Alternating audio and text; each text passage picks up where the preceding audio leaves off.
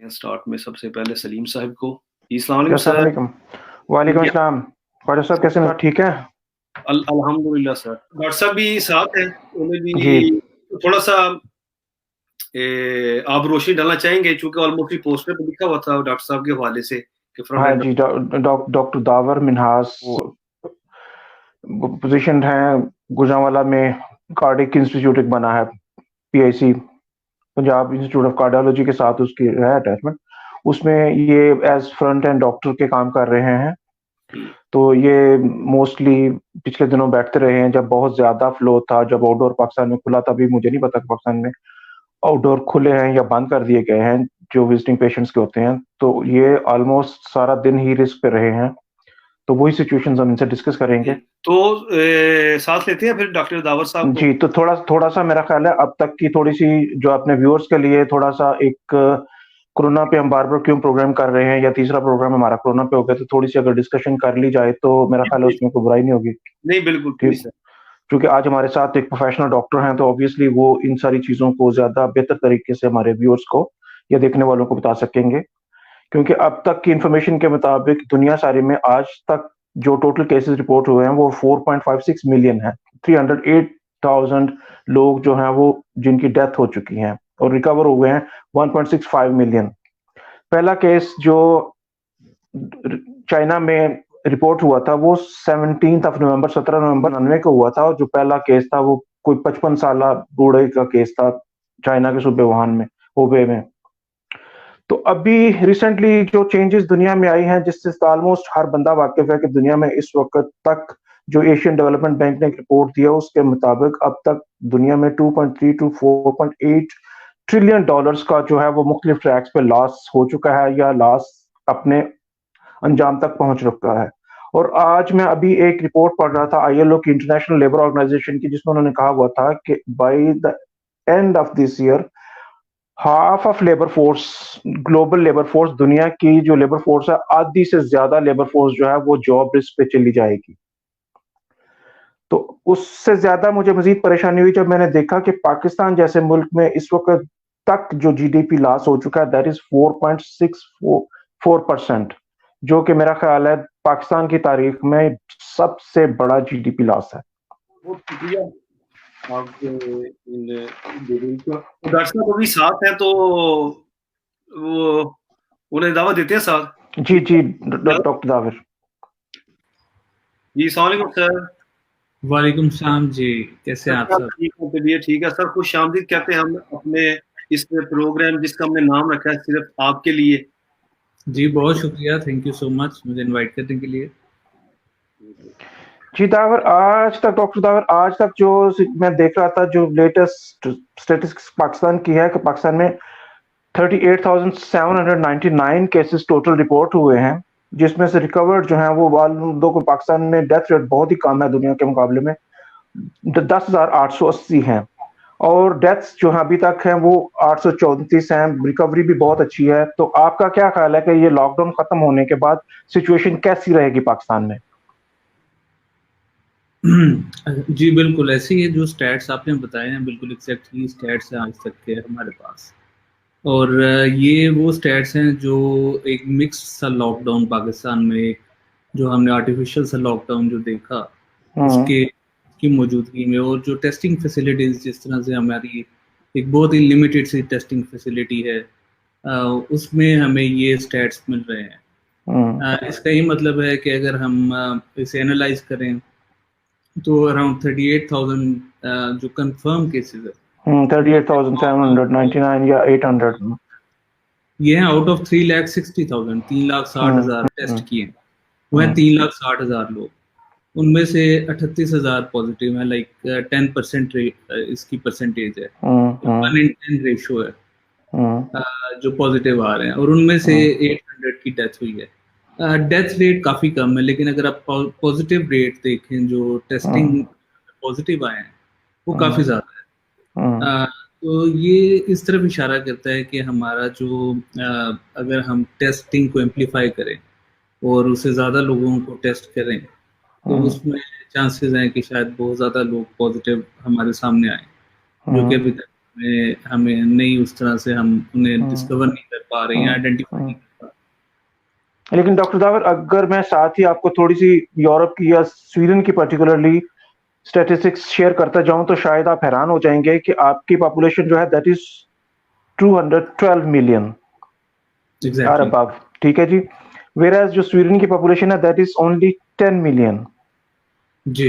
तो पाकिस्तान में इस वक्त टोटल केसेस हैं 38,800, वेराज के स्वीडन में जो टोटल केसेस हैं वो 29,207 है आज तक की रिपोर्ट्स जी। पाकिस्तान का डेथ रेट जो है दैट इज नाम इन ऑलमोस्ट इन 3 डिजिट्स, 834 लोग हैं, और जबकि स्वीडन 10 मिलियन की आबादी में 3,646 लोग मर चुके हैं। बिल्कुल बिल्कुल ऐसे। तो उस हिसाब से Pakistan is I think lucky one कि you are not facing that type of losses. मेरा ख्याल है कि इसमें टेस्टिंग मैटर कर रही है।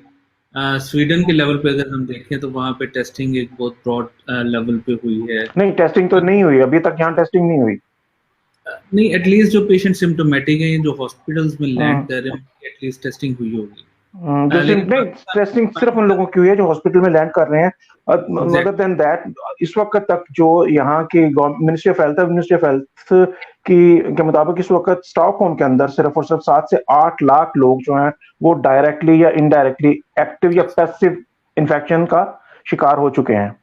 जी जी, बिल्कुल बिल्कुल ऐसे ही है। सबके हो रहे हैं इतने बंदों को जो आपने मेंशन किए हैं सर सलीम साहब? 7 से 8 लाख नहीं, इनके टेस्ट नहीं हो रहे, लेकिन ये हर्ड इम्यूनिटी का जो कॉन्सेप्ट इन्होंने दिया हुआ है पार्शियल लॉकडाउन के बाद। टेस्ट किनके हो रहे हैं फिर? टेस्ट सिर्फ अभी तक जिन लोगों के हुए हैं जो अभी डॉक्टर साहब ने कहा, जैसा उन्होंने एक टर्म इस्तेमाल की कि जो हॉस्पिटल में लैंड कर रहे हैं, जो हॉस्पिटल में रिपोर्ट हो रहे हैं, जो हॉस्पिटल में पहुंच रहे हैं, सिर्फ टेस्ट उनके हुए हैं। मगर जिनकी जिनकी कंडीशंस क्रिटिकल थी या वो लोग जो हॉस्पिटल तक पहुंच चुके हैं उनकी हैं, मतलब rest of nation, rest of people they are sitting home, वो तो घर पे बैठे हुए हैं और किसी किस्म की कोई ट्रीटमेंट नहीं ले रहे, किसी जगह पे वो नहीं जा रहे। और वही आप जो स्वीडिश मिनिस्ट्री ऑफ हेल्थ है उनकी इंफॉर्मेशन के मुताबिक 7 से 8 लाख बंदा सिर्फ और सिर्फ स्टॉकहोम में इस वक्त तक इन्फेक्टेड है। वो डायरेक्टली या इनडायरेक्टली एक्टिव इन्फेक्शन में है या पैसिव इन्फेक्शन में है, बट ही इज। तो डॉक्टर साहब इस हिसाब से जब 10 मिलियन के मुल्क में ये कैफियत है तो 212 मिलियन के मुल्क में तो ऑब्वियसली बहुत ज्यादा लोग होंगे जो डायरेक्टली या indirectly passive exposed, at least infection में होंगे। जी जी, बिल्कुल ऐसे ही, यही मैं इसी तरफ ही इशारा करना चाह रहा हूँ कि एक वायरस अगर यूरोप में उसके करैक्टरिस्टिक्स ऐसे हैं कि वो बहुत ज़्यादा उसका जो है वो एक से दूसरे इंसान की तरफ जो है मुंतकिल हो रहा है और उसकी इन्फेक्टिविटी बहुत ज़्यादा है, तो वो यकीनन वायरस पाकिस्तान और इंडिया जैसे ममालिक में भी उसी तरह ट्रांसमिट हो रहा है। लेकिन ये पॉसिबल है कि यहाँ पे हमारे इन कंट्रीज़ में कुछ इम्यूनिटी का भी डिफरेंस है लोगों में एज कम्पेयर टू अगर हम यूरोप या यूएसए से कंपेयर करें, तो उसकी वजह से हम ये कह सकते हैं कि यहाँ पे शायद उस तरह से सीवियर डिजीज भी नहीं हो रही। लेकिन ये हम डेफिनेट तब हम ये क्लेम कर सकते हैं जब हम टेस्टिंग करें प्रॉपर, जब हम हर पेशेंट जो ईआर में लैंड कर रहे हैं उसको हम टेस्ट करें, तो तब हम ये क्लेम कर सकते हैं। अदरवाइज हम ये क्लेम अभी नहीं कर सकते। हम सिर्फ यही एज्यूम कर सकते हैं कि हमारे यहाँ पे टेस्टिंग उस तरह से नहीं हो रही। जिस तरह कार्डियोलॉजी का हॉस्पिटल है या कोई किडनी इंस्टीट्यूट है, वहाँ पे उन्होंने एज इन कोरोना के पेशेंट्स हम एंटरटेन नहीं करते, लेकिन अगर कोई पेशेंट ऐसा लैंड कर जाता है क्रिटिकल कंडीशन में जो गैस्पिंग ब्रेथिंग के साथ आ जाता है या कोलैप्स स्टेट में आ जाता है, तो उसे रिससिटेट करना और उसे ट्रीट करना वो हमारी जिम्मेदारी बन जाती है। एक बंदा हॉस्पिटल में ऑलरेडी जिसको पता है कि किसी वक्त कोई भी पेशेंट आ सकता है, वो तो डेफिनेटली उसने किट वगैरह पहनी है, मास्क वगैरह पहने हैं, लेकिन जब आप दूसरे हॉस्पिटल्स में है तो क्या आप उसी तरह प्रिपेयर होते हैं या जब पेशेंट आता है आपको इत्तला मिलती है उसके बाद आप वो मतलब वो तैयार होते हैं उसको वो पेशेंट को चेक करने के लिए, कितना होता है? हाँ जी, मैं यही आपको अर्ज करना चाह रहा हूँ कि जो पेंडेमिक, जब हम एक पेंडेमिक डिक्लेयर हो जाते हैं ना कोई डिजीज या कोई कंडीशन, तो हमारा जो एक उसके लिए हमारी एक मेंटल प्रिपरेशन ये होती है कि हम हर पेशेंट को एज कोविड पॉजिटिव एज्यूम करें कि हमारा कोई भी नेक्स्ट पेशेंट कोविड पॉजिटिव हो सकता है। और हमें अपने आप को इसी तरह प्रिपेयर्ड रखना है उसके लिए, ठीक है। बाकी जो दूसरी बात आपने की कि दूसरे हॉस्पिटल जहाँ पे स्पेसिफिक कोरोना सेंटर्स बने हुए हैं या आइसोलेशन वार्ड्स बने हुए हैं, वहाँ पे एक प्रिपेयर जो तैयारी का लेवल है या प्रिपेयर्डनेस का लेवल है वो एक डिफरेंट है। वहाँ पे different levels of PP available हैं, बिल्कुल आइसोलेटेड वार्ड्स हैं जहाँ पे कोई और पेशेंट या कोई और अटेंडेंट या कोई आम इंसान नहीं जाता जब तक उसने पीपी ना पहनी हो। लेकिन हमारे यहाँ जो हॉस्पिटल्स हैं, जो कार्डियोलॉजी का हॉस्पिटल है फॉर एग्जांपल, वहाँ पे इस तरह से कोई आइसोलेशन वार्ड नहीं है। अगर हमारे पास ऐसा कोई पेशेंट आ जाता है तो हमें उसे एज नॉर्मल पेशेंट के साथ ही जो बेड्स हैं वहीं पे ही उन्हें ट्रीट करना पड़ता है, हमारे पास उसके लिए कोई ऑप्शन नहीं है। अच्छा डॉक्टर दावर, जैसा कि अभी तक दुनिया में तकरीबन 1000 डॉक्टर्स जो हैं उनकी डेथ हो चुकी है कोविड-19 से। सिर्फ और सिर्फ अगर स्पेन को देखा जाए तो वहाँ मोर देन 15,000 15,000 से ज्यादा जो हैं वो हेल्थ वर्कर्स जो हैं वो डायरेक्टली इनडायरेक्टली मुतासर हो चुके हैं, ठीक है। सिर्फ और सिर्फ इटली में देखा जाए तो 60 के करीब डॉक्टर्स जो हैं इटली में उनकी डेथ हो चुकी है, डॉक्टर्स की डेथ हो चुकी है। तो इन मुल्कों में, वेस्टर्न कंट्रीज में, अमेरिका में, चूंकि हेल्थ फैसिलिटीज बहुत अच्छी हैं, फिर ऑपरेटर्स बहुत अच्छे हैं, इनके जो पीपी यूनिफॉर्म्स दिए जा रहे हैं वो बहुत अच्छे हैं। तो आपका क्या ख्याल है कि पाकिस्तान में जो मुसलसल खबरों में या मुख्तलिफ चीजों में देखने में आ रहा है कि वो उस क्वालिटी का यूनिफॉर्म या उस क्वालिटी के सेफ्टी ड्रेसेस या सेफ्टी क्लोथिंग नहीं हो पा रही जिस लेवल की इन मुल्कों में है, तो आपका क्या ख्याल है कि वो सफिशिएंट है उन डॉक्टर्स को बचाने के लिए? एक्चुअली बात ये है कि जब ये इन्फेक्शन आई और एकदम से पूरी दुनिया में फैल गई तो हमारी ओवरऑल एज ह्यूमन रेस हमारी तैयारी नहीं थी इसको मुकाबला करने के लिए। तो पीपी का जो शॉर्टेज हमारे यहाँ पे पाकिस्तान में हमने देखा वही इटालियन डॉक्टर्स ने स्टार्ट में देखा, वही स्पेनिश डॉक्टर्स ने देखा, क्योंकि एकदम से बहुत ज़्यादा पेशेंट्स आने शुरू हो गए और पीपीज आम नॉर्मल हालात में सिर्फ कुछ वार्ड्स होते हैं जहाँ पहनी जाती हैं, हर वार्ड में नहीं पहनी जाती।